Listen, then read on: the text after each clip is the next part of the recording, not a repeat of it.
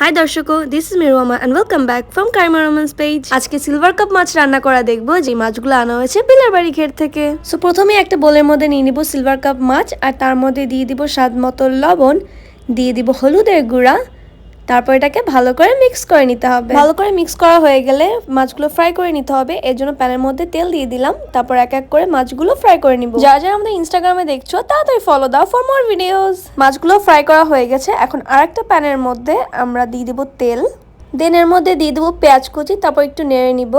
তারপর এর মধ্যে দিয়ে দিব আদা আর রসুন বাটা, দিয়ে দিব স্বাদ মতো লবণ, দিয়ে দিব মরিচের গুঁড়া, হলুদের গুঁড়া, ধনিয়া আর জিরার গুঁড়া।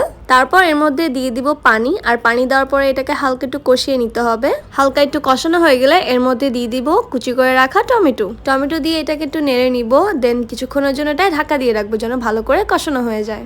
তারপর দিয়ে দিব আগে থেকে ভেজে রাখা মাছগুলো দিয়ে এর মধ্যে দিয়ে দিব পানি, তারপর ভালো করে নেড়ে নিব। নাড়া হয়ে গেলে এটাকে আবার কিছুক্ষণের জন্য ঢাকা দিয়ে রাখবো। দেন এর মধ্যে দিয়ে দিব কাঁচামরিচ, দিয়ে দিব কুচি করে রাখা ধনিয়া পাতা, দেন হালকা একটু নেড়ে উঠিয়ে নিব। হয়ে গেছে আমাদের সিলভার কাপ মাছ রান্না করা, আর এটা কিন্তু খেতে অনেক মজা হয়েছিল। বাই দ্য ওয়ে, রান্নাটা কিন্তু আম্মু করে। আল্লাহ হাফেজ ফর টুডে।